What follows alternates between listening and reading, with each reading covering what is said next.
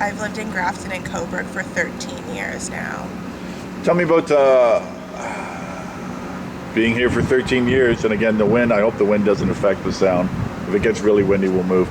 Tell me about living here for 13 years. How has it been for you living here as a black woman? It's been difficult because I've always tried to fit in. Being I was the only black student in my entire school when I moved to Grafton. There were no other black people here.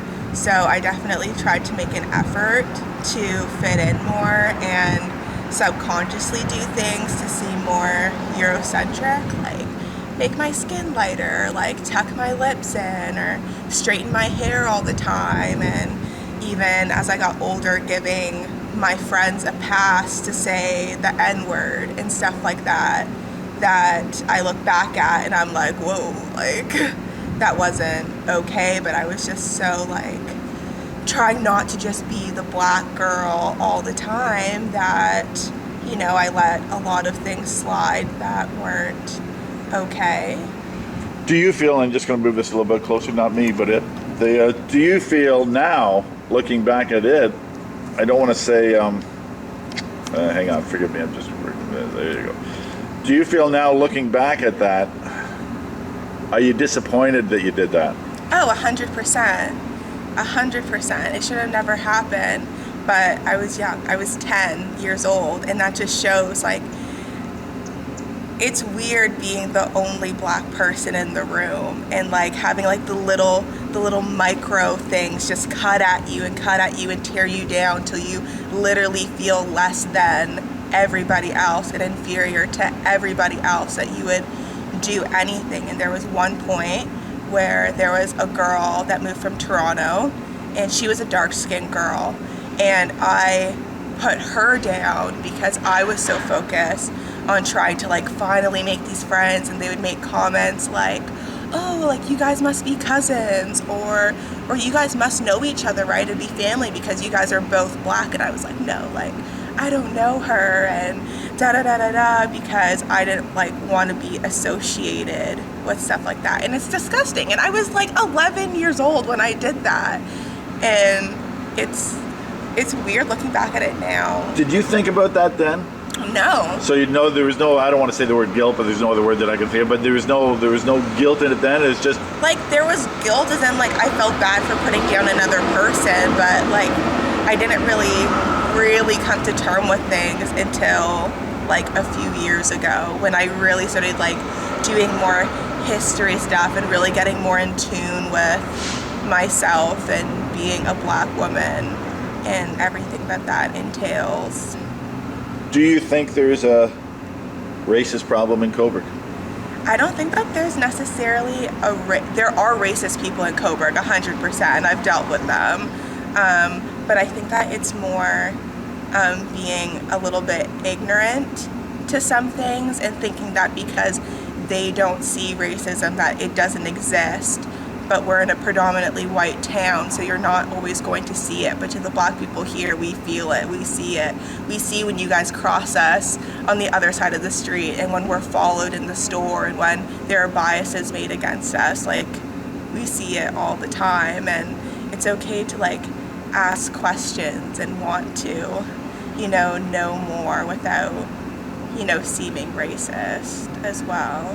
You picked up, and you were correct, on what I asked during my interview during the, was it a protest? What do I say, a march? Yeah, a protest. Yeah, so you picked up what I said about that, how I felt uncomfortable, which, to be honest, I did feel uncomfortable because I didn't want to say the person, I didn't stutter, but I slowed down my speech because I didn't want to say the wrong thing. I was so I didn't want to say, as a person of color, as a black person, I didn't want to say that. But you educated me on that. There's nothing wrong with saying that. There's nothing wrong with saying black.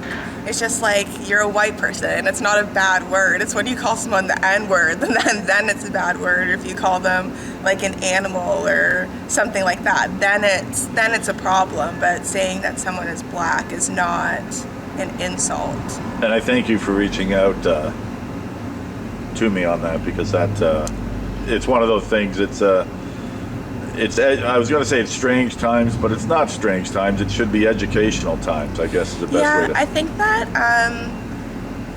white people need to get uncomfortable.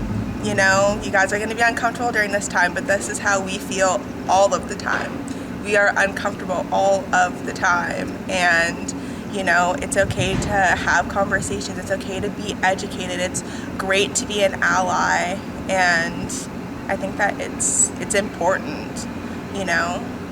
What do you want to see around here happen, or do you want to see stuff around happen? What needs to change around here? Doesn't need to change around here? I think that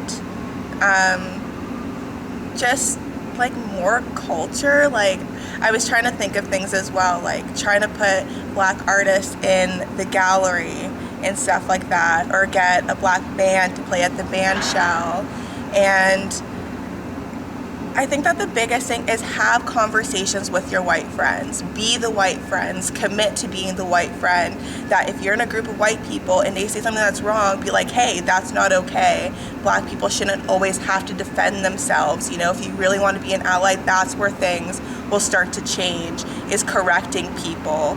And whether it be your parent or your friend or your spouse, it needs to be done, because why would you want to be friends with someone that says ignorant things, or, you know, racial things that aren't okay? What about, you mentioned that if you're comfortable with this, but you mentioned the video in Port Hope.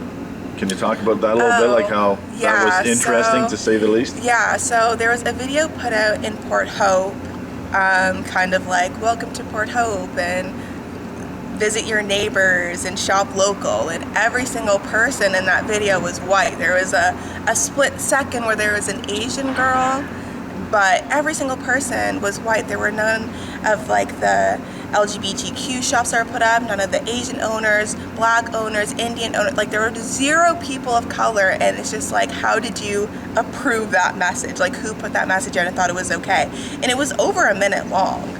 Like, it was like a minute and a half long. I think it was taken down, but like... Which doesn't seem like a lot of time, but when you're watching a video, it's a lot of time. Yeah. For people that think it's a minute, to shoot that video professionally, and I haven't seen the video, so I can't comment, but I mean, to shoot that video... But then they also didn't even like put out a reasoning why they took it down, but like, it was shared on Instagram a bit, like, this is a little suspicious, you know what I mean? Police in Coburg, thoughts on them? I think that most of the police officers in Coburg are fine. I don't think that we've really had a big brutality case in Coburg. Like, there's not really that much going on here to like speak against, but cops in Ontario definitely need some work for sure. Like, it's just swept under the rug. You know what I mean? Like, the brutality is here. Canada does have police brutality. We do have racism against black people, Indigenous people. And I think another big thing to recognize is that it's not just black men, which is a big thing, is like, oh, like, stop killing our black men. It's black people. It's black women, children, LGBTQ, elders. It's us as a whole that are being killed. And yeah. You've heard, living here for a long time, stuff about the beach, about the Toronto people coming down. Is, as a person of color, as a black person, now that I feel comfortable saying that, what are your thoughts on that? Like, is it?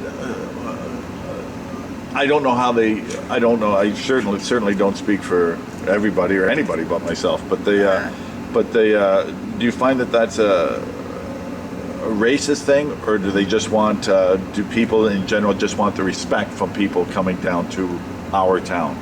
Do you mean like, is it like a racial thing or a respect thing? Yeah. Like, okay. Yeah. I think that it's both. You know, I think that when it comes, everyone says all lives matter, but then when it comes to like Indian people and stuff coming to our beach, there's like a huge problem about it. And, you know, when they do things on our beach that aren't okay, kick them off, but that doesn't mean that everyone is like that. But yeah. Yep. Okay. Last question. What about the protest? What are your thoughts on the protest that was here last Thursday? Here? Yeah. I think that it was great once it got started. I was a little suspicious of things at the beginning because there were no specific people running it. There were no speakers. And I was concerned about it being a bit of a publicity stunt for Coburg to prove that we're with the times and stuff like that. But there were some people that took leadership when it came to marching, which I think was great. It got the ball rolling for sure. And yeah, it was great to see the community get together on this, considering that there aren't that many Black people here in Coburg. The amount of people that showed up was pretty overwhelming, especially for my mom. We went to Kitchener the day before and there were 30,000 people that showed up. But, having this white town have 700 people show their support was pretty great thing to see, for sure. And would you say 99% of the people were white? Really? In Coburg? Yeah, well, they were at that rally or the protest. Probably. I think that there was maybe 7 Black people, maybe. Yeah. Including me. Yeah. Yeah. And last question. What's the future hold, or what do you want the future to hold? For Coburg or in For general? Coburg, for yourself, for Black people, what do you want? And not just Black people, for people of color.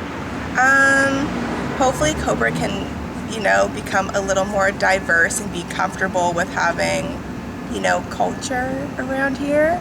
And for the world, just to not fear for my dad and my brother and my uncle and my cousins that walk on the street that they're not going to ultimately be killed. That's the hope, is for us to be treated equally and not to be seen as a threat, and that we are people. It's 2020 and we're out on the streets during a pandemic screaming with our chests that our lives are just as important as yours. So hopefully, this will get the ball rolling for something revolutionary. Well, actually, let me ask about the last one, because I want to ask you 2 more. Forgive me on this. I always do this. Because I asked this last Thursday, and I'll ask it to you. What do you think about the riots in the States? What do you think about police officers being injured or killed in the States? Mm-hmm. Second part to that, was there anything wrong with the question that I asked last week?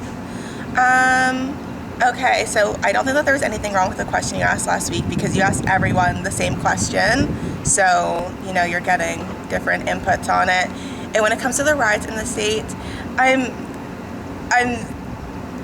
playing both sides, because it's difficult when we've already tried everything. Kaepernick kneeled and everyone was in uproar about it. They were burning Nike products because they endorsed Kaepernick for kneeling against police brutality. We tried peaceful protesting, and sometimes when you're literally kicked down to the ground and you're still being beaten up, there's only so much that you can take. I also think that there are a lot of people taking advantage of the situation when it comes to looting and setting fires and undercover cops as well. Because you also have to think that there's over 40 million people just lost their jobs and they have nothing. Funds are tight. They're going to take advantage of the situation that's going on, and they're going to loot a Target. But at the same time, a Target, which is a $700 billion company, will be rebuilt back up, and George Floyd's life will not come back. So, yeah.